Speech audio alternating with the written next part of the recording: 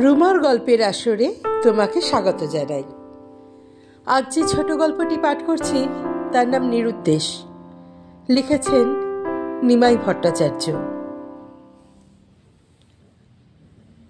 আপনিও sand Dune দেখতে এসেছেন? ভদ্রলোকের প্রশ্ন শুনে মেয়েটি একটু অবাক হয়, বোধহয় একটু বিরক্তও হয়। রাজস্থানের পশ্চিম প্রত্যন্তের জয়সলমের জেলার প্রায় পশ্চিম প্রান্ত দেশের এই বালির পাহাড়ে এখানেও আবার একজন বাঙালি? মেয়েটি জবাব দেয়, হ্যাঁ। সঙ্গে সঙ্গে একটু অবাক হয়ে প্রশ্ন করে, আপনাকে তো ঠিক চিনতে পারছি না। আমার নাম সুদীপ্ত ব্যানার্জি, কলকাতা থেকে বেড়াতে এসেছি। আপনাকে ট্যুরিস্ট লজে দেখেছি বলেই। কিন্তু আমি বাঙালি তা জানলেন কি করে? সুদীপ্ত একটু চাপা হাসি হেসে বলেন, গুনগুন করে অতুল প্রসাদের কে আবার বাজায় বাঁশি এ ভাঙা কুঞ্জবনে না গাইলে হয়তো জানতে আরও দু একদিন। মেয়েটি একটু হেসে বলে, আমি আমার কটেজের মধ্যে পাগলের মতো যাতা সুরে গুনগুন করছিলাম, কিন্তু আপনি শুনলেন কি করে? আপনার কটেজের জানালাগুলো খোলা ছিল, তাছাড়া আমি তো আপনার পাশের কটেজেই আছি। ও তাই বলুন। অহেতুক বেশি আগ্রহ না দেখাবার জন্যেই সুদীপ্ত বললেন, যাই একটু ঘুরে ফিরে আসি। হ্যাঁ হ্যাঁ, দেখুন। এমন অবিশ্বাস্য দিগন্ত বিস্তৃত বালির পাহাড় দেখে সুদীপ্ত অবাক হয়, মুগ্ধ হয় বিদায় সূর্যের আলোয় এই বালুকাময় সাম্রাজ্যের বিস্ময়কর রূপ দেখে। বেশ কিছুক্ষণ দেশি বিদেশি ট্যুরিস্টদের ভিড়ে মিলেমিশে ঘুরে বেড়াবার পর উটের পিঠে চড়েও অনেকক্ষণ এদিক ওদিক চক্কর দেয়। তারপর জিপ গাড়িগুলোর কাছে উটের পিঠ থেকে নামতেই আবার ওদের দেখা। সুদীপ্ত জিজ্ঞেস করে, উটের পিঠে চড়ে ঘুরলেন না? দুদিন উটের পিঠে চড়ে ঘুরেছি, তাছাড়া আজ শাড়ি পরে এসেছি বলে। এর আগে আরও দুদিন আগেই এসেছেন? আসবো না, প্রকৃতির এই খামখেয়ালিপনা দেখার জন্যেই যে এখানে এসেছি। বাহ, খুব সুন্দর কথা বলছেন। আপনি কি লিটারেচারের ছাত্রী? না না, আমি হিস্ট্রি নিয়ে পড়াশোনা করেছি। এবার সুদীপ্ত একটু হেসে বলেন, আপনার নামটা কিন্তু এখনো জানতে পারিনি। সরি, আমার নাম অলকানন্দা সরকার। উটের পিঠে চড়ে ট্যুরিস্টদের ঘোরাঘুরি পর্ব শেষ হয়েছে। দেশি বিদেশি সব ট্যুরিস্টদের মুখেই স্যান্ড ডিউনের বৈশিষ্ট্য আর সৌন্দর্যের আলোচনা। শহরে ফিরে যাবার জন্যে জিপ গাড়িগুলির ড্রাইভাররা হর্ন দিতে শুরু করতেই অলকানন্দা বলে, হর্ন দিচ্ছে, যাই। সূর্যদেব ঢলে পড়তে না পড়তেই গাড়িগুলো এই বালির সাম্রাজ্য থেকে পালাবার জন্যে শহরের দিকে রওনা হয়। অন্ধকার নামলে এই মরুভূমির দেশে পথভ্রষ্ট হয়ে নিরুদ্দেশ হবার সম্ভাবনা 16 আনা। ট্যুরিস্ট লজে ফিরতে 8টা বেজে গেল। কটেজে ঢুকেই সুদীপ্ত ক্লান্তিতে নেয়ারের খাটিয়ায় শুয়ে পড়ে। একটু পরে একটা সিগারেট ধরায়। চোখের সামনে শুধু অলকানন্দার বুদ্ধিদীপ্ত সুন্দর উজ্জ্বল মুখখানাই দেখতে পায়। নানা কথা ভাবে, আপন মনে একটু হাসে। সিগারেট টানতে টানতেও যেন সিগারেটের কথাটি ভুলে যায়। একটু পরে অ্যাশট্রেতে সিগারেটটা ফেলে দেয়। এইভাবে আরও কিছুক্ষণ কেটে যায়। তারপর হঠাৎ ঘড়ির দিকে তাকিয়েই লাফ দিয়ে ওঠে। বাথরুমে যায়, স্নান করে, প্রায় দৌড়ে ডাইনিং হলে খেতে যায়। 2-4 জনকে এদিক ওদিক ছড়িয়ে ছিটিয়ে বসে থাকতে দেখলেও অলকানন্দাকে দেখতে পায় না। খাওয়া দাবার পর সামনের লনে অনেককে গল্পগুজব করতে দেখে সুদীপ্ত একটু এদিক ওদিক পায়চারি করে, কিন্তু না, সেখানেও অলকানন্দাকে দেখতে পায় না। সুদীপ্ত নিজের কটেজের দিকে এগিয়ে যায়। এ কি, একলা একলা এখানে বসে আছেন? আবছা আলো এই কটেজের বাইরে অলকানন্দাকে দেখেই সুদীপ্ত প্রশ্ন করে। খেয়ে দিয়ে উঠেই তো আর শোয়ার অভ্যেস নেই, তাই। কিন্তু একলা কেন? আপনার বাড়ির অন্যান্যরা? সুদীপ্তকে কথাটা শেষ করতে না দিয়েই অলকানন্দা বলে, আমি একলাই এসেছি। একলা? অলকানন্দা একটু হেসে বলে, কেন, একলা বেরোতে কি অন্যায়? না না, অন্যায় কেন হবে? তবে সাধারণত আপনার বয়সী মেয়েদের তো বাবা মায়েরা একলা একলা বেরোতে দেন না। তাছাড়া মেয়েদেরও তো একলা একলা বিশেষ বেরোতে দেখেন না, তাই তো? হ্যাঁ, ঠিকই বলেছেন। অলকানন্দা একটু হেসে বলে, আপনিও তো একলাই বেরিয়েছেন, তাই না? হ্যাঁ, আমিও একলাই এসেছি। এবার অলকানন্দা বলে, যদি এক্ষুনি ঘুমোতে না যান তাহলে আপনার কটেজ থেকে একটা চেয়ার এনে বসুন। হ্যাঁ হ্যাঁ, আনছি। সুদীপ্ত নিজের কটেজ থেকে চেয়ার এনে বসতেই অলকানন্দা জিজ্ঞেস করে, আপনি কি কলকাতায় থাকেন? হ্যাঁ। আপনি? হ্যাঁ, আমিও কলকাতার বাসিন্দা। আপনি নিশ্চয়ই বাবা মায়ের খুব আদুরে? অলকানন্দা একটু হেসে জিজ্ঞেস করে, কেন বলুন তো? এই আপনি একলা একলা বেরিয়েছেন, তাই জিজ্ঞাসা করলাম। আমার বাবা নেই। নেই? না। মুহূর্তের জন্য একটু থেমে ও বলে, তবে বাবা আমাকে খুব ভালোবাসতেন, মাও আমাকে অসম্ভব ভালোবাসেন। সুদীপ্ত সঙ্গে সঙ্গে কোনো প্রশ্ন করতে পারে না। একটু পরে প্রশ্ন করে, আপনি নিশ্চয়ই পড়াশোনা করছেন? আবছা আলোতেও সুদীপ্ত দেখে অলকানন্দা একটু ভাবে, একটু হাসে, তারপর বলে, পড়াশোনা করছি তাও বলা যায়, আবার করছি না তাও বলতে পারি। তার মানে? অলকানন্দা একটু স্পষ্ট করেই হেসে বলে, কোনো মতে MA ডিগ্রি জোগাড় করে একটা ফেলোশিপও পেয়েছি, কিন্তু পড়াশোনা বিশেষ কিছুই করছি না। ফেলোশিপ মানে ইউজিসির ফেলোশিপ? হ্যাঁ। সুদীপ্ত হাসতে হাসতেই বলে, আপনি তো দারুণ খারাপ ছাত্রী। ওর কথা শুনে অলকানন্দা না হেসে পারে না। তারপর হাসতে হাসতেই বলে, এমন ভাব দেখাচ্ছেন যেন আপনি হায়ার সেকেন্ডারিও পাশ করেননি। প্রায় সেই রকম। প্রসঙ্গ ঘুরিয়ে সুদীপ্ত জিজ্ঞেস করে, মাকে সঙ্গে আনলেন না কেন? ওর মুখ থেকে কথাটা বের হতে না হতেই অলকানন্দা বলে, আমি যেভাবে এসেছি সেভাবে তো মাকে আনা যায় না। আপনি কি উইদাউট রিজার্ভেশনেই ট্রেনে চড়ে পড়েছেন যে মাকে? না না, তা না। আপনার মা কি ছোট ছোট ভাই বোনেদের দেখাশোনার জন্যেই? আমার আর কোনো ভাই বোন নেই। তাহলে মাকে একলা রেখে এলেন কেন? তিনিও তো একটু ঘুরে ফিরে গেলে।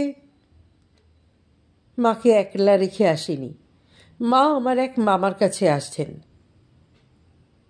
তাহলে ভালোই করেছেন। সুদীপ্ত মুহূর্তের জন্য থেমে বলে, ভাইয়ের কাছে কদিন থাকতে তারও নিশ্চয়ই ভালো লাগছে। না না, মা বেড়াতে যাননি। বাবা মারা যাবার পর থেকেই আমি আর মা ওই মামার কাছেই থাকি। ও, আপনার ঘুম পাচ্ছে না কেন? আপনার ঘুম পাচ্ছে? এত তাড়াতাড়ি আমার ঘুম আসে না। আমি আর মা রোজ 1-1:30 অবধি গল্প করি। আচ্ছা। অলকানন্দা একটু হেসে বলে, রাত্রিরের ওই গল্প গুজবটুকু না করে আমরা ঘুমোতেই পারি না। মা আমার not only best friend, she is also my only friend. ওর কথাটা শুনে সুদীপ্ত খুশির হাসি হেসে বলে, you are not only a brilliant student but also a very good talker. কিন্তু মা আমার চাইতেও 1000 গুণ ভালো। আপনার মা নিশ্চয়ই খুব ভালো, কিন্তু আপনার মতো মেয়েও তো আজকাল দুর্লভ। অলকানন্দার সঙ্গে সঙ্গে হাসতে হাসতে বলে, যে মেয়ে বাড়িতে কাউকে কিছু না বলে চলে আসে সেরকম মেয়ে নিশ্চয়ই দুর্লভ। চোখ দুটো বড় বড় করে সুদীপ্ত বলে, কি আশ্চর্য, আপনি কাউকে না বলেই চলে এসেছেন? আপনার মা কীরকম চিন্তা করছেন ভাবুন তো।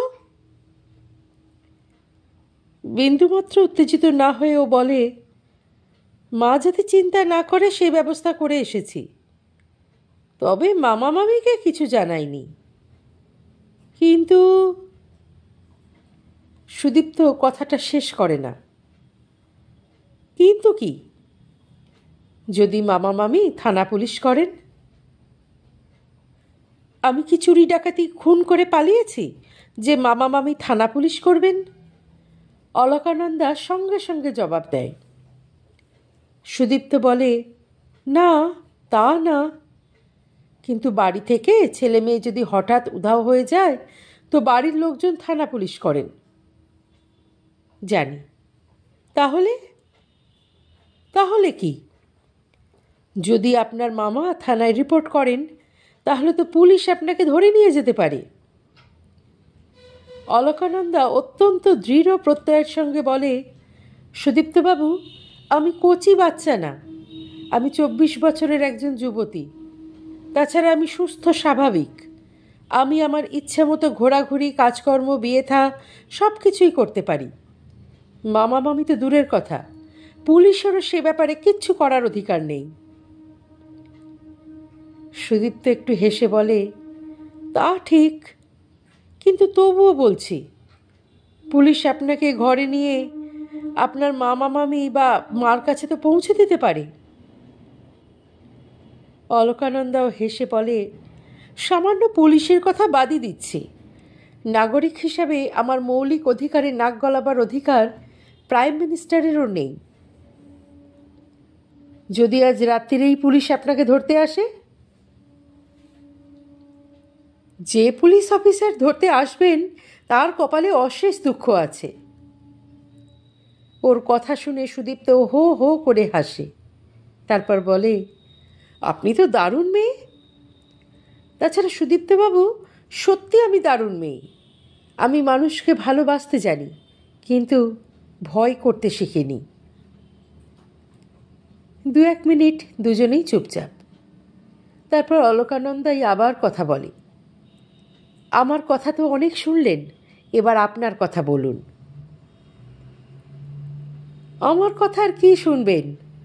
আমি অতি সাধারণ মধ্যবিত্ত পরিবারের একজন। 14 আনা বাঙালিই তো মধ্যবিত্ত, সেজন্যে দুঃখ বা আক্ষেপ করার কি আছে? না না, দুঃখ করছি না, আমি এতই সাধারণ যে বলার কিছু নেই। আপনি সাধারণ কি অসাধারণ সে বিচার তো অন্যেরা করবেন। তা ঠিক। বলুন, লেখাপড়া কোথায় করেছেন? লেখাপড়ায় তো আপনার মতো ভালো ছিলাম না, তাই কি শুনবেন? আহ, আপনি তো আচ্ছা লোকমশাই, বলুন কোন কলেজে পড়েছেন? সেন্ট জেভিয়ার্সে। কিসে অনার্স ছিল? আমি অনার্স নিয়ে পড়েছি তা কি করে ভাবলেন? আবারও তর্ক করছেন, বলুন কিসে অনার্স ছিল? ইংরাজিতে। এমএ পড়লেন কোথায়, কলকাতায় না যাদবপুরে? কলকাতায়। কবে পাশ করেছেন? সে কি আজকের কথা? আমি যখন পাশ করি তখন sir Ashutosh vice chancellor. Alakananda চাপা হাসি হাসতে হাসতে বলে, আপনি যে আশুতোষের আমলের মানুষ তা তো আপনাকে দেখেই বুঝতে পারছি। কোন কলেজে পড়াচ্ছেন তাই বলুন। এত ভালো রেজাল্ট করেছিলাম যে কলেজে পড়াবার স্বপ্ন দেখারও সাহস হয়নি। তাহলে কি করছেন? সে কথা জিজ্ঞেস করে আর লজ্জা দেবেন না। কেন, আপনি কি চুরি করছেন যে বলতে লজ্জা হচ্ছে? না, চুরি করছি না ঠিকই, কিন্তু যা করছি সেটাও খুব গৌরবের নয়। অলকানন্দা সঙ্গে সঙ্গে বলে, আপনার বড্ড ইনফিরিয়রিটি কমপ্লেক্স। আপনি যদি এমএ পাশ করে দারোয়ানের চাকরিও করেন তাহলে তো দেশের নেতাদের লজ্জিত হওয়া উচিত। আপনি কেন লজ্জা পাবেন? সুদীপ্ত ওই প্রসঙ্গে কোনো জবাব না দিয়ে উঠে দাঁড়ায়, বলে, শুতে যান, অনেক রাত হয়েছে। অলকানন্দাও উঠে দাঁড়িয়ে বলে, শুতে যাচ্ছি, কিন্তু কাল সকালে আবার ঝগড়া করতে হবে। এখানে কদিন থাকবেন? আপনি যে কদিন থাকবেন আমিও সেই কদিনই থাকব। আমি যদি কালই এখান থেকে চলে যাই? আপনার আপত্তি না থাকলে আমিও আপনার সঙ্গে অন্য কোথাও যেতে পারি। কলকাতা ফেরার তাড়া নেই? তাড়াতাড়ি ফিরলেই ভালো হয়, তবে একটু দেরি হলেও অসুবিধে নেই। আচ্ছা, গুড নাইট। কাল সকালে আবার কথা হবে। Good night.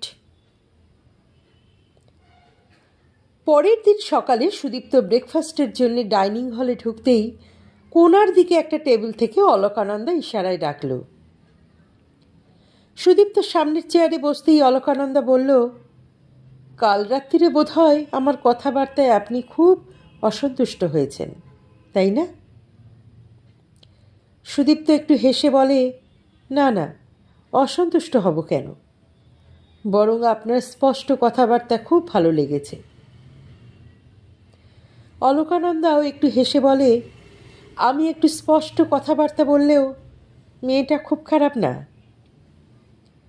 সুদীপ্ত চাপা হাসি হেসে বলে, আমাকে পেটের দায়ে অনেক বিচিত্র ধরনের মানুষ ঘাঁটাঘাঁটি করতে হয়। আপনি যে খারাপ না তা আমি অনেক আগেই বুঝেছি।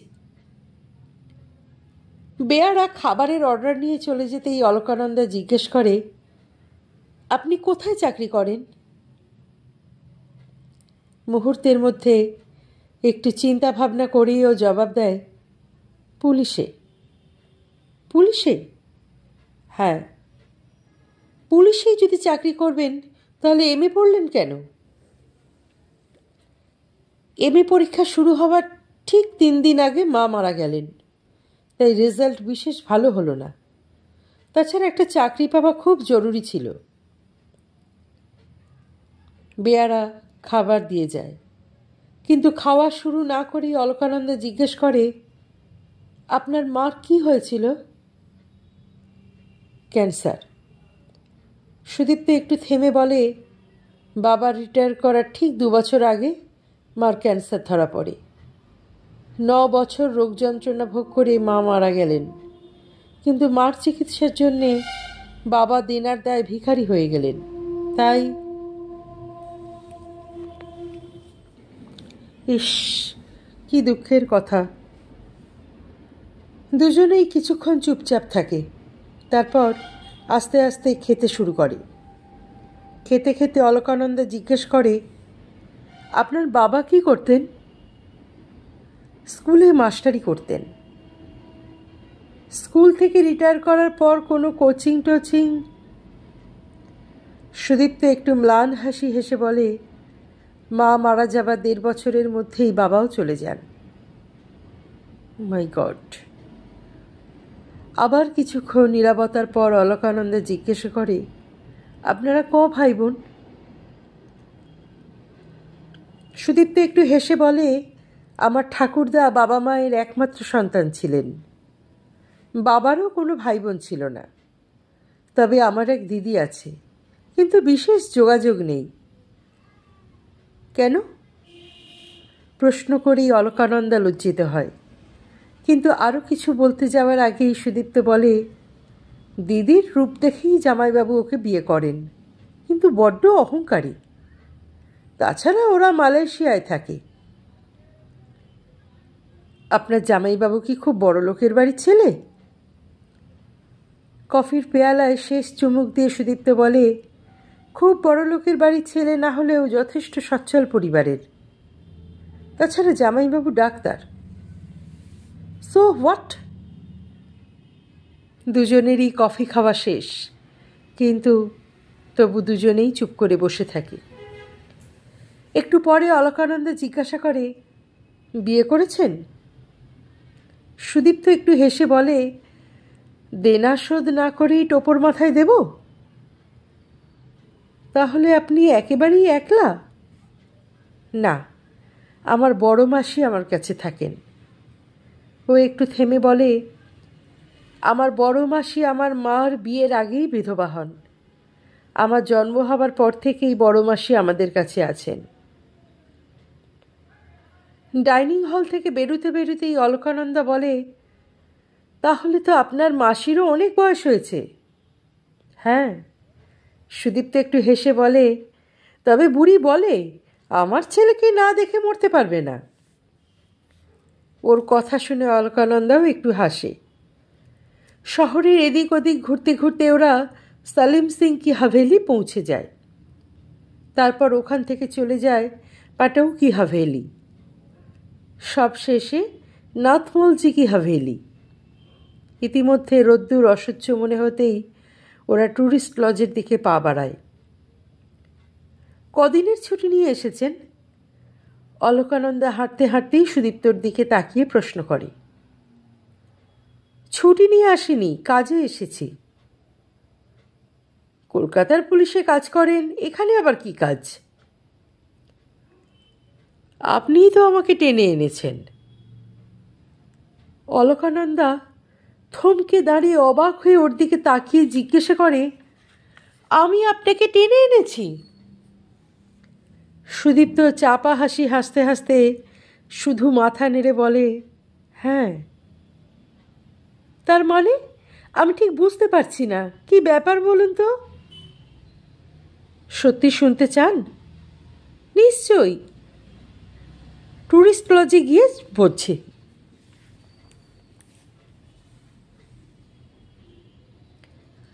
বড়বাবু সব শোনার পর বললেন, দেখুন, যদি কোনো গ্রোন আপ ছেলে মেয়ে, অ্যাডাল্ট, স্বেচ্ছায় বাড়ি ছেড়ে কোথাও চলে যায়, তাহলে সেটা কোনো বেআইনি হয় না।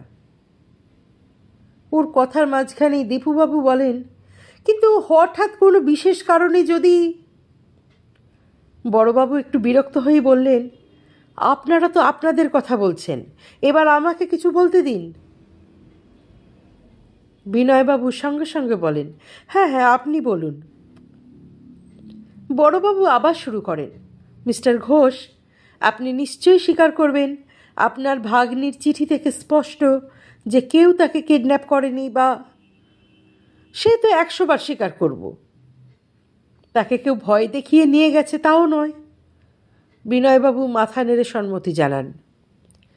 বড়বাবু বিনয়বাবুর দিকে তাকিয়ে বলেন, আপনি শিক্ষিত ও বুদ্ধিমান, তাই আপনি নিশ্চয়ই স্বীকার করবেন গ্রোন আপ ও শিক্ষিত ছেলেমেয়েরা সাধারণত 3টি কারণে বাড়ি থেকে পালায়।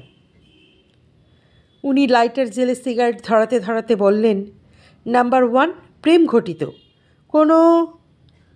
দীপুবাবু ওর কথার মাঝখানেই বলেন, না না, ওর ওসব কোনো ব্যাপার ছিল না। বড়বাবু এবার গলা চড়িয়ে বলেন, উড ইউ প্লিজ স্টপ? তাছাড়া মশাই, আপনি হচ্ছেন মেয়েটির মামার দূর সম্পর্কের শালা, এ ব্যাপারে আপনাকে বকবক করার অধিকার কে দিল? বিনয়বাবু শালাবাবুকে বললেন, এই দীপু, কেন কথার মাঝে বকবক করছো? এবার উনি বড়বাবুকে বলেন, প্লিজ আপনি বলুন। বড়বাবু সিগারেটে একটা টান দিয়ে বললেন, প্রেম ছাড়া হয় পারিবারিক কারণে, না হয় নিজের মতো কোনো কেরিয়ার গড়ে তোলার জন্যেই শিক্ষিত ছেলেমেয়েরা বাড়ি থেকে হঠাৎ কোথাও চলে যায়। এবার উনি একটু হেসে বললেন, এসব ব্যাপারে আমরা পুলিশের লোক হয়ে কী করতে পারি বলুন? বিনয়বাবু একটা চাপা দীর্ঘশ্বাস ফেলে বলেন, তা ঠিক, কিন্তু মেয়েটা হঠাৎ বাড়ি ছেড়ে চলে গেল। আপনারা যদি সাহায্য না করেন তাহলে আমরা কোথায় যাই? বড়বাবু কোনো মন্তব্য না করে সিগারেটে একটা লম্বা টান দিয়ে অ্যাস্ট্রেতে ফেলে দেন। বিনয়বাবু আবার বলেন, খবরের কাগজে তো হরদম দেখি ছেলে মেয়ে হারিয়ে গেল, পুলিশ তাদের খুঁজে বের করে। বড়বাবু টেবিলে একটা ঘুষি মেরে বলেন, ইয়েস, দ্যাটস রাইট। ছোট ছোট ছেলেমেয়েরা চলে গেলে বা হারিয়ে গেলে তারা নানা ধরনের ক্রিমিনালদের হাতে পড়তে পারে বলেই। তা ঠিক। বড়বাবু একগাল হাসি হেসে বলেন, চোর ডাকাত খুনিটুনি ধরাই আমাদের কাজ। ছেলে মেয়ে হারিয়ে টারিয়ে গেলে আমরা খুঁজে বের করার চেষ্টা করি অ্যাজ এ সোশ্যাল সার্ভিস। বিনয়বাবু বললেন, সবই বুঝতে পারছি, কিন্তু আপনারা যদি সাহায্য না করেন তাহলে আমরা কোথায় যাই? বড়বাবু সঙ্গে সঙ্গে বললেন, নিশ্চয়ই সাহায্য করব, তবে আমাদের লিমিটেশনটা তো বুঝবেন। আমাদের কাজ বা দায়িত্ব অনুপাতে লোকজন অত্যন্ত কম। তার উপরে এই কলকাতা শহরে রোজ একটা না একটা পলিটিক্যাল ঝামেলা লেগেই আছে। এছাড়া ভিআইপিদের জন্য স্পেশাল ডিউটি ছাড়া আজকাল সব কেষ্টবিষ্টুদের বিয়ে বাড়িতেও আমাদের 2-3 জন কনস্টেবল পাঠাতে হয়। বিনয়বাবু একটু হেসে বললেন, তা যা বলছেন। বড়বাবু আর কোনো কথা না বলে কলিং বেল টিপলেন। সঙ্গে সঙ্গে একজন কনস্টেবল ঘরে ঢুকতেই বললেন, শ্রীনাথ বা সুদীপ্ত আছে? কনস্টেবলের উত্তরে অপেক্ষা না করেই উনি বললেন, ওদের একজনকে আসতে বলো। একজন তরুণ সাব ইন্সপেক্টর ঘরে পা দিতেই বড়বাবু বললেন, সুদীপ্ত, এদের কেসটার একটা জিডি করে নাও তো। সাব ইন্সপেক্টর বিনয়বাবুর দিকে তাকিয়ে বলেন, আসুন আমার সঙ্গে। দিন 3 পরের কথা, বেলা 10:15 না বা 10:30 হবে। বেল বাজতেই একজন ভদ্রমহিলা দরজা খুললেন। আমি থানা থেকে আসছি। মিসেস ঘোষ বললেন, ভেতরে আসুন। ড্রয়িং রুমে 2-1 পা দিয়েই সাব ইন্সপেক্টর সুদীপ্ত ব্যানার্জি জিজ্ঞাসা করলেন, আপনি অলকানন্দা দেবীর কে? মামি। মিসেস ঘোষ এইটুকু বলেই বললেন, আপনি বসুন, আমি দরজাটা বন্ধ করে দিই। সাব ইন্সপেক্টর ব্যানার্জি সোফায় বসতে না বসতেই মিসেস ঘোষ বাইরের দিকে দরজাটা বন্ধ করে দিয়ে জিজ্ঞাসা করলেন, চা খাবেন নাকি কফি? ওসব কিছু দরকার নেই। মিসেস ঘোষ একটু হেসে বললেন, কফি খেতে আপত্তি নেই তো? না, আপত্তি নেই, তবে। মিসেস ঘোষ একবার ভিতরে গিয়েই আবার ড্রয়িং রুমে ফিরে আসতেই সাব ইন্সপেক্টর ব্যানার্জি বললেন, আপনি বসুন। অলকানন্দা দেবীর চলে যাবার ব্যাপারে আপনাকে কয়েকটা কথা জিজ্ঞাসা করব। মিসেস ঘোষ সামনের সোফায় বসতেই সাব ইন্সপেক্টর ব্যানার্জি জিজ্ঞাসা করলেন, অলকানন্দা দেবী আর তার মা কতদিন আপনাদের এখানে আছেন? অনেক বছর। মেজদি বিধবা হবার বছরখানিক পর থেকেই। মেজদি মানে অলকানন্দা দেবীর মা? হ্যাঁ। সে কত বছর আগেকার কথা? অলকা যখন ক্লাস 7-এ পড়ে তখন থেকেই ওরা আমাদের কাছে আছে। অলকানন্দা দেবীর কি আরও মামা মামি আছেন? মিসেস ঘোষ একটু আত্মপ্রসাদের হাসি হেসে বলে, থাকবে না কেন, কিন্তু নিজের নিজের সংসারে কে আর এইসব দায়িত্ব নিতে চায় বলুন? আপনারা এই দায়িত্ব নিলেন কেন? আমরা এই দায়িত্ব না নিলে ওরা তো ভীষণ বিপদে পড়তেন।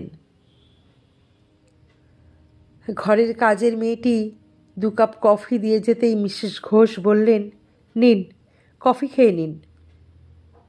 হ্যাঁ, ঠিক আছে। কফির কাপে চুমুক না দিয়েই সাব ইন্সপেক্টর ব্যানার্জি জিজ্ঞাসা করেন, অলকানন্দা দেবীর বাবা কি করতেন? রেলে চাকরি করতেন। কি পোস্টে? তা বলতে পারবো না। অলকানন্দা দেবীর মা নিশ্চয়ই পেনশন পান? হ্যাঁ, পান। মাসে মাসে কত টাকা পান তা জানেন কি? মিসেস ঘোষ হাসতে হাসতেই মাথা নামিয়ে বলে, আমি ওসবের খবর রাখি না। অলকানন্দা দেবীর মা পেনশনের টাকা দিয়ে কি করেন বলতে পারেন? প্রশ্নটা শুনে মিসেস ঘোষ মনে মনে অত্যন্ত অসন্তুষ্ট হলেও তা প্রকাশ না করে বলেন, অলকা বাড়ি থেকে চলে যাবার সঙ্গে এসব নিছক পারিবারিক ব্যাপারের কি যোগাযোগ তা ঠিক বুঝতে পারছি না। সাব ইন্সপেক্টর ব্যানার্জি অত্যন্ত ধীর স্থিরভাবে বলেন, তার চলে যাবার সঙ্গে তো পারিবারিক ব্যাপারের সম্পর্ক থাকাই স্বাভাবিক, তাই ও কথা জানতে চেয়েছি। হ্যাঁ, পেনশনের কিছু টাকা মেজদি ওর ভাইকে দেন। ধন্যবাদ। সাব ইন্সপেক্টর এবার প্রশ্ন করেন, আচ্ছা মিসেস ঘোষ, অলকানন্দা দেবীর সঙ্গে কোনো ছেলের ভাব ভালোবাসা কি ছিল? মিসেস ঘোষ একটু চাপা হাসি হেসে বলেন, এ প্রশ্নের কি জবাব দেব ভেবে পাচ্ছি না। অলকার বয়স হয়েছে, সুন্দরী, শিক্ষিতা, কলেজ ইউনিভার্সিটিতে যখন পড়েছে তখন অনেক ছেলের সঙ্গেই ভাবটা বাঁচে, কিন্তু কাউকে ভালোবাসে কিনা তা কি আমার জানা সম্ভব? উনি মুহূর্তের জন্যে একটু থেমে বলেন, অলকা আবার বেশ স্বাধীনচেতা ও একগুঁয়ে। ও অদ্ভুত কিছু করলেও আমি অন্তত অবাক হব না। ওর অমতে কি বাড়ি থেকে বিয়ে দেবার চেষ্টা হয়েছে? না না, কোনোদিনও না। অলকানন্দা দেবীর মা বাড়িতে আছেন তো? হ্যাঁ, আছেন। তার সঙ্গে একটু কথা বলবো। মিসেস ঘোষ বাড়ির ভেতরে চলে যান। 2-1 মিনিট পরেই শিলা দেবীকে নিয়ে ড্রয়িং রুমে এসেই সাব ইন্সপেক্টরকে বলেন, ইনি অলকার মা। সাব ইন্সপেক্টর ব্যানার্জি দুহাত জোর করে নমস্কার করার সঙ্গে সঙ্গেই অলকার মাও দুহাত জোর করে নমস্কার করেন। সাব ইন্সপেক্টর ব্যানার্জি অত্যন্ত সসম্ভ্রমে বললেন, আপনার মেয়ে বাড়ি থেকে চলে গেছে, নিশ্চয়ই আপনার মন খুব খারাপ। তবু আপনাকে একটু বিরক্ত করব, দয়া করে কিছু মনে করবেন না। শিলা দেবী মাথায় আঁচলটা একটু টেনেই বললেন, আপনি তো আমাদের সাহায্য করতে এসেছেন, আপনার উপর কি আমি রাগ করতে পারি? মিসেস ঘোষ পাশেই দাঁড়িয়েছিলেন। তার দিকে তাকিয়ে সাব ইন্সপেক্টর বললেন, প্লিজ আপনি এ ঘরে থাকবেন না, আর যাবার সময় দরজাটা বন্ধ করে দেবেন।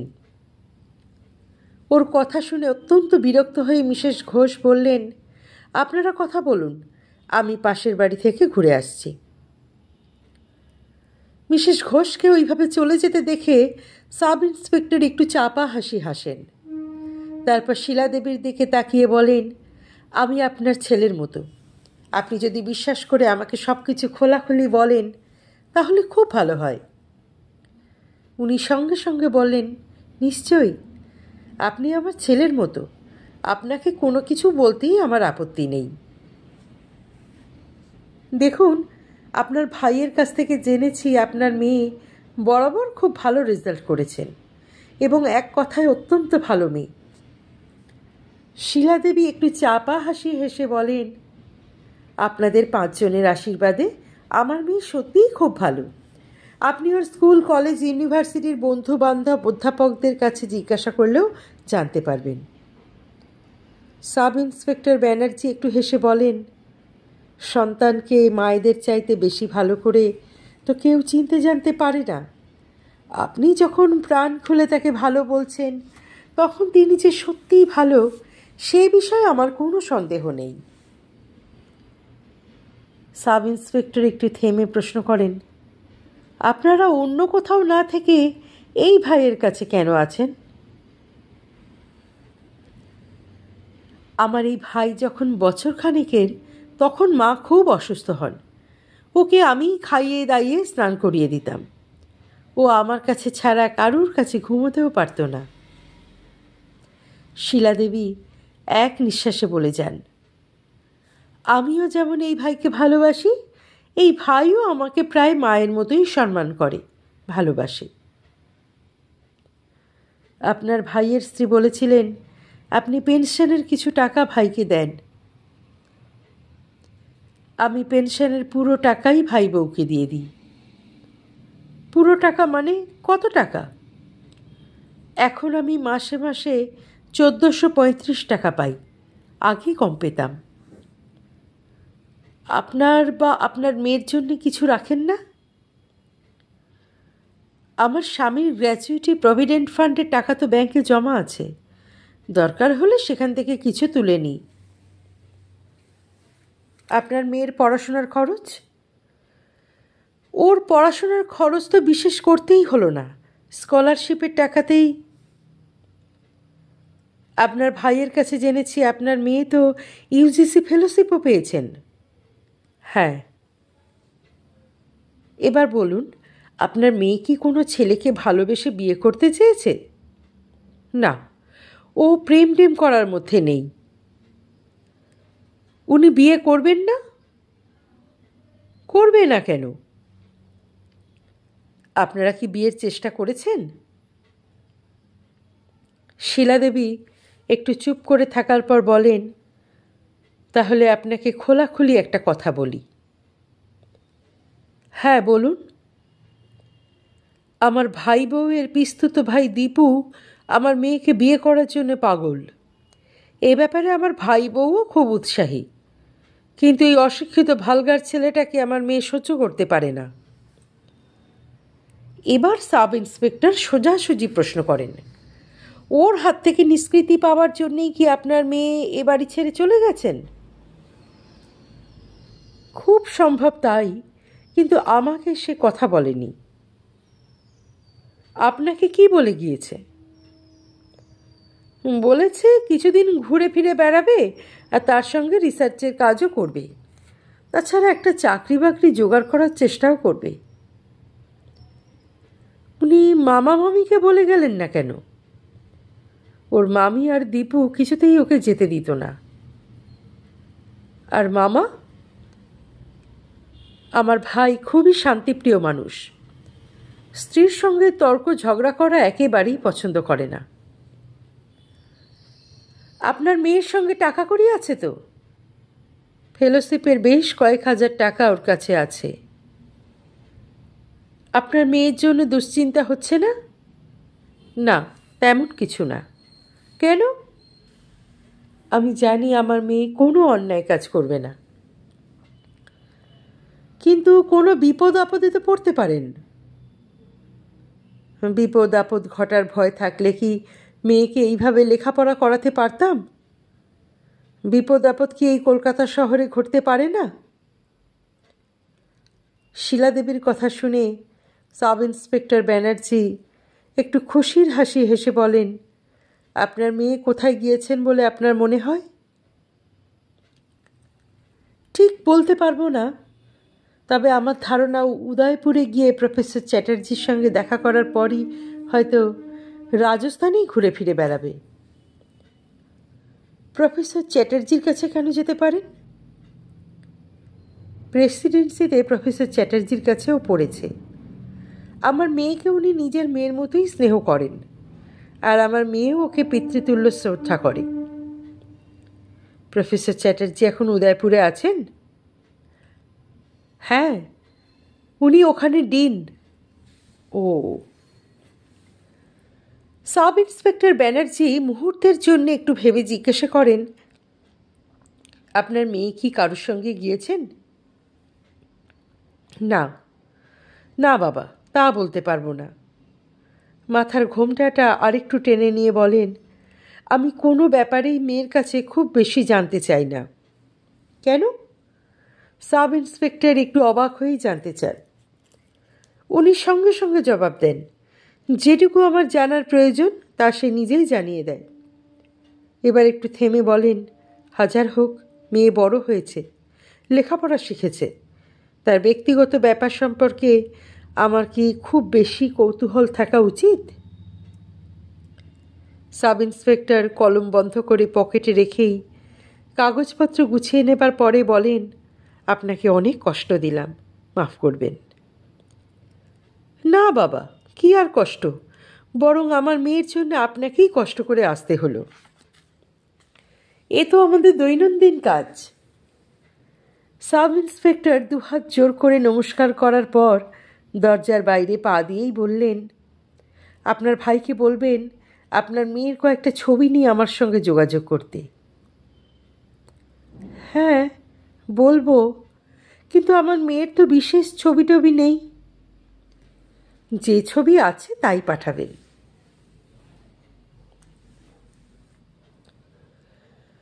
বিনয়বাবু পরের দিন অফিস থেকে ফেরার পথে থানায় গিয়ে সাব ইন্সপেক্টর সুদীপ্ত ব্যানার্জির টেবিলের সামনে দাঁড়াতেই উনি জিজ্ঞাসা করলেন, ছবি এনেছেন?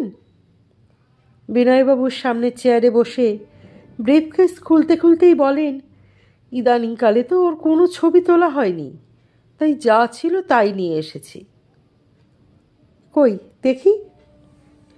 বিনয়বাবু ওর হাতে দুটি ছবি দিতেই উনি এক ঝলক দেখেই বললেন, এই ছবি তো অনেক দিন আগের। হ্যাঁ, ও তখন স্কুলে 7-8 পড়ে।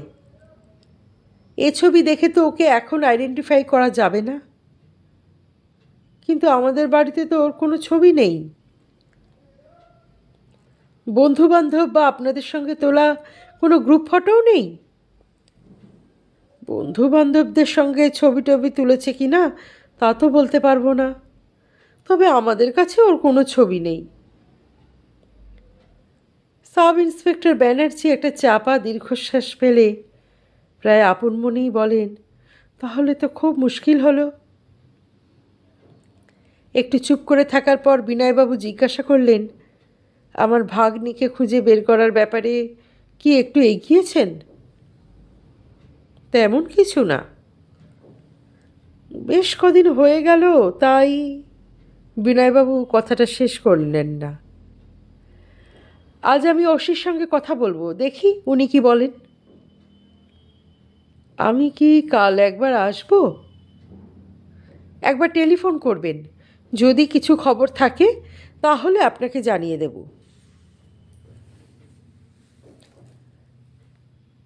একটা লম্বা টানা দীর্ঘশ্বাস ফেলার পর অলকানন্দা আপন মনে একটু হাসে, মনে মনে কি যেন ভাবে, তারপর স্বগতোক্তি করে, জল তাহলে অনেক দূর গড়িয়েছে।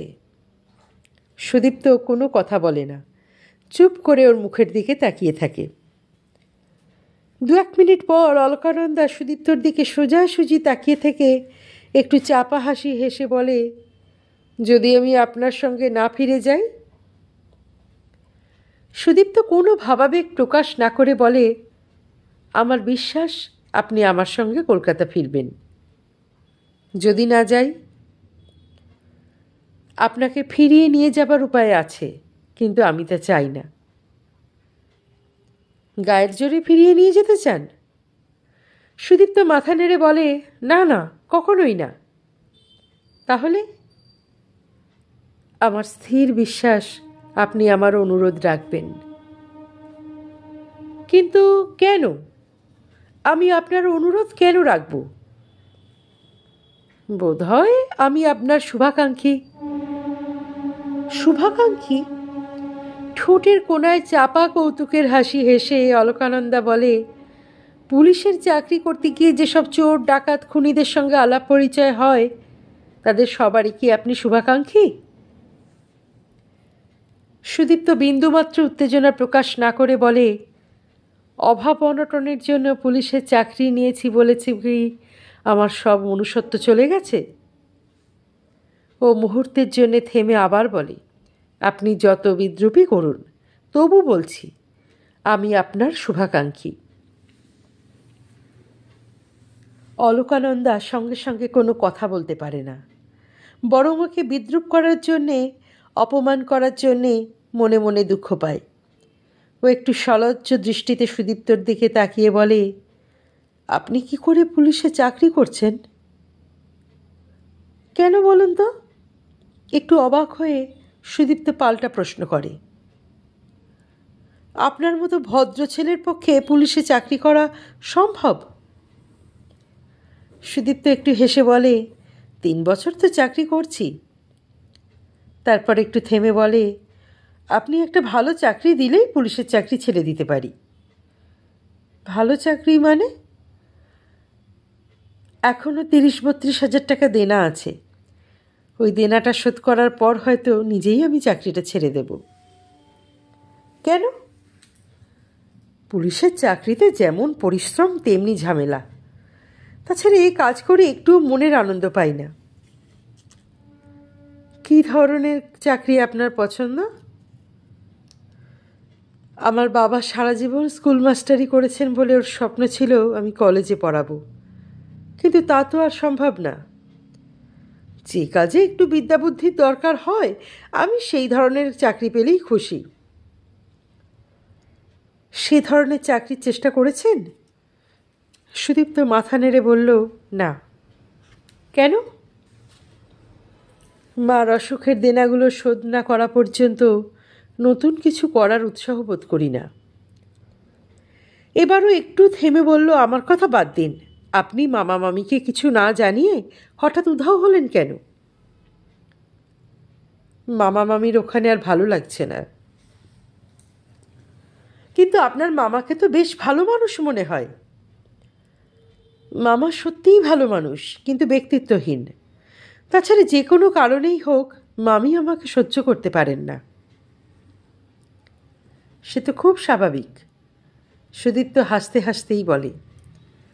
অলকানন্দা অবাক হয়ে জিজ্ঞাসা করে, স্বাভাবিক কেন? আপনি মামির চাইতে অনেক বেশি শিক্ষিতা, অনেক বেশি সুন্দরী। সুতরাং উনি মামি হয়েও আমাকে হিংসা করবেন? সুদীপ্ত আবার একটু হাসতে হাসতেই বলে, শুনেছি অনেক মা নিজের মেয়েকেও একটা বিশেষ বয়সে ঠিক সহ্য করতে পারেন না। অলকানন্দা একটু হেসে বলে, আমার এক বন্ধুও বলতো ওর মা ওকে সহ্য করতে পারেন না।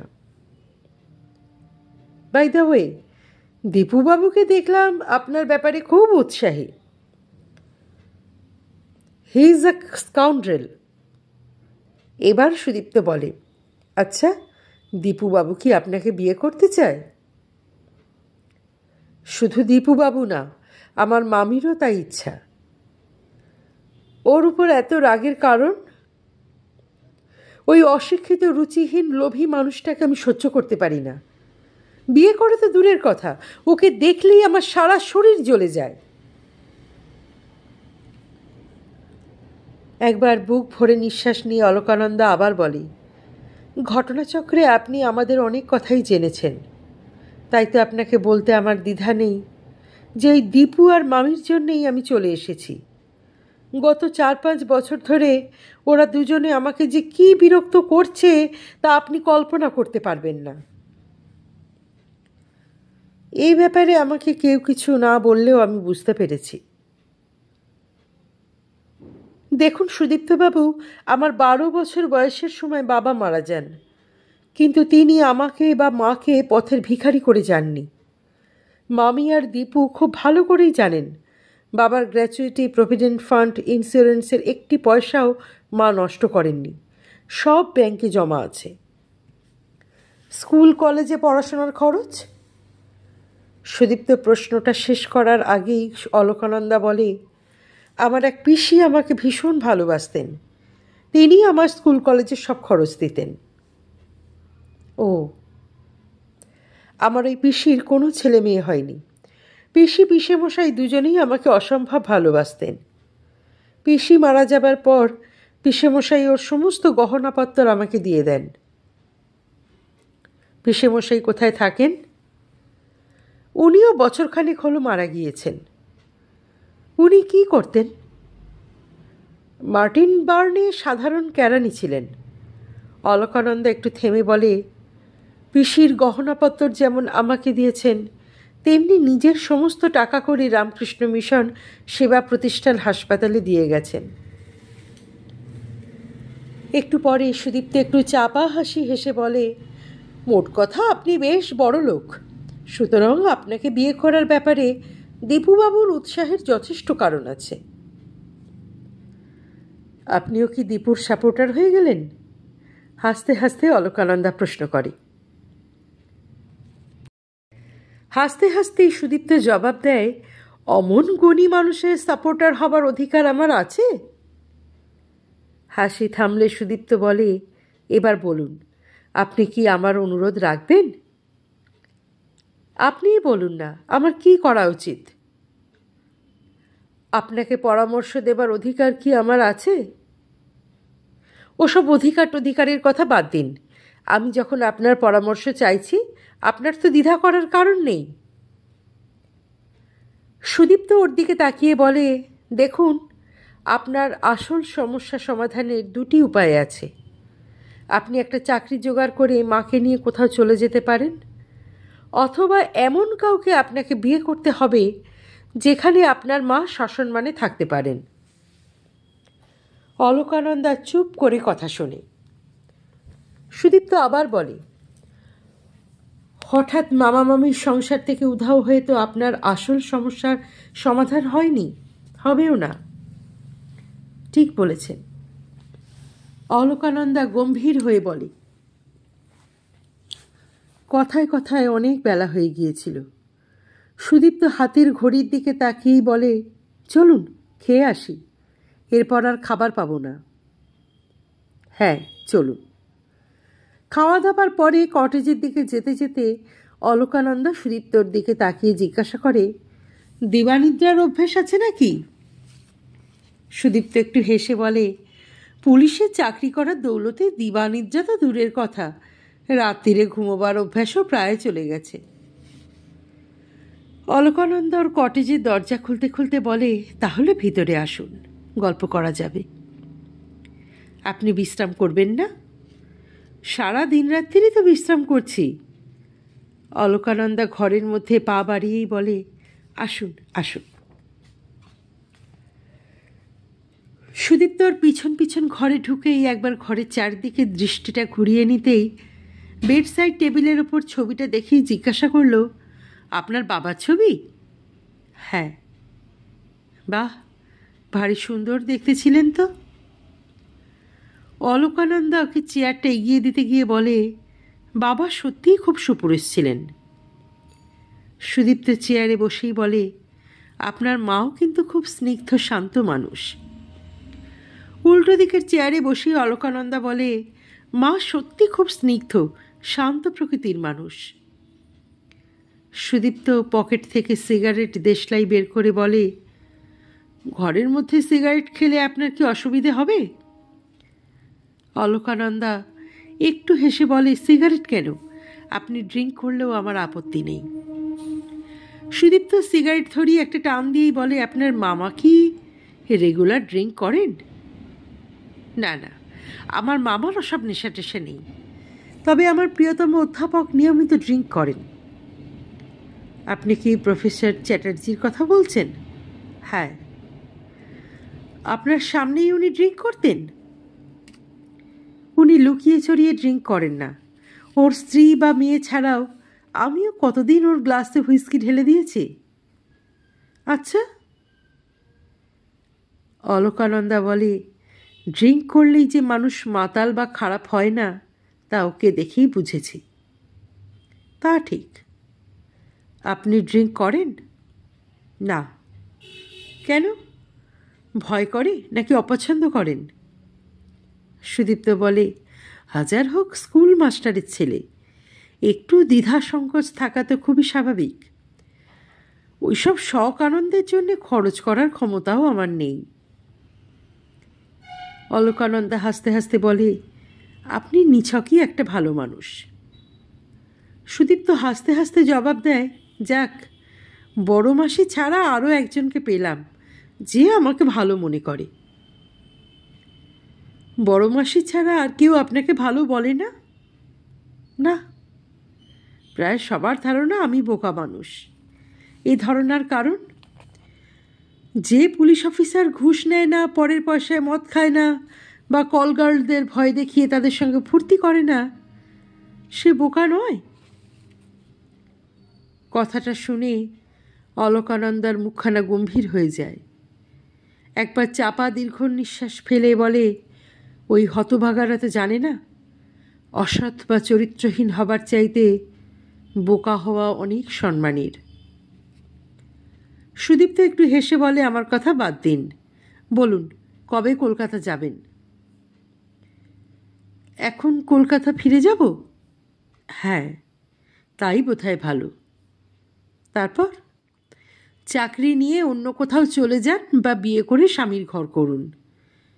তাছাড়া ইউজিসির ফেলোশিপ পাওয়াও তো একটা চাকরির সমান। তা বলতে পারেন। সত্যি আজকাল ওরা বেশ ভালো টাকা দেয়। কালকের টিকিট কাটতে বলে দেব? অলকানন্দা অবাক হয়ে বলে, কাকে টিকিট কাটতে বলবেন? একজন বুড়ো কনস্টেবলও আমার সঙ্গে এখানে এসেছে।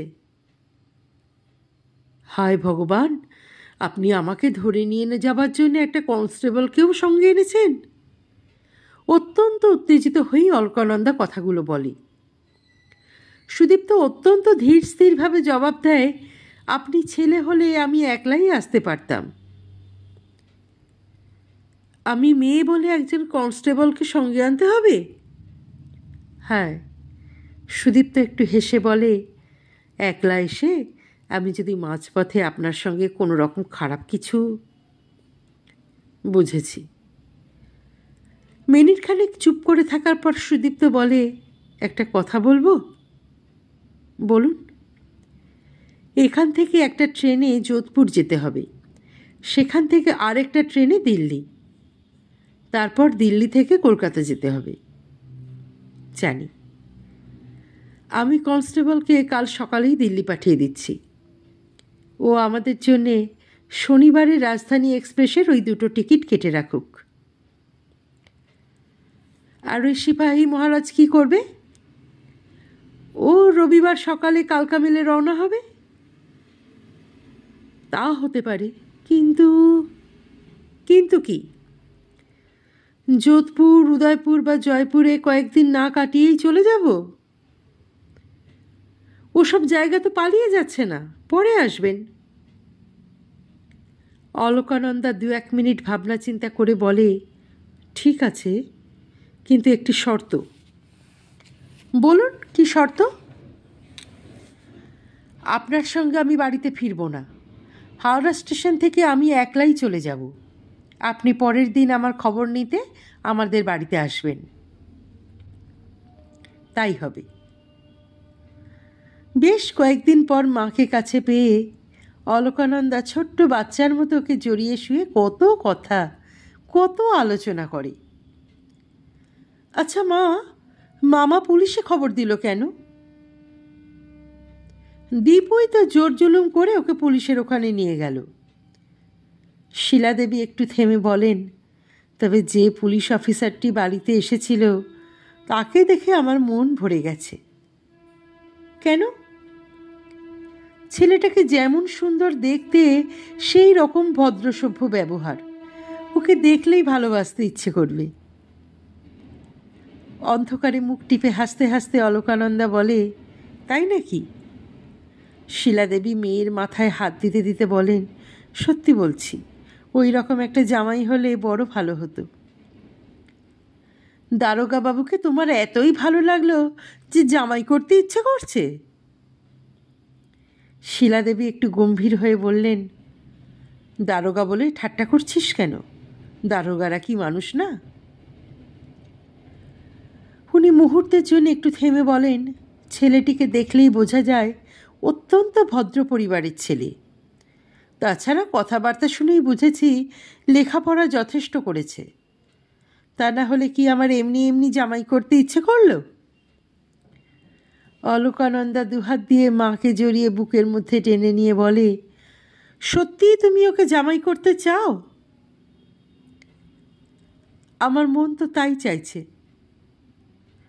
মার মুখের ওপর মুখ নিয়ে অলকানন্দা খুব চাপা গলায় বলে, মা, আমারও তাই ইচ্ছে। শিলাদেবী মেয়ের কপালে একবার চুমু খেয়েই দুহাত জোর করে কপালে ঠেকিয়ে বললেন, ঠাকুর, সবই তোমার ইচ্ছে। আজকের গল্পটি কেমন লাগলো তোমার মূল্যবান মতামত অবশ্যই কমেন্ট বক্সে লিখে জানিও। গল্পটি ভালো লাগলে লাইক করো এবং শেয়ার করে দিও পরিচিত ও প্রিয়জনদের মধ্যে। আর যারা এখনও চ্যানেলটি সাবস্ক্রাইব করনি তারা কিন্তু সাবস্ক্রাইব করতে ভুলো না। অপেক্ষা করো পরবর্তী গল্পের জন্যে। অনেক ধন্যবাদ।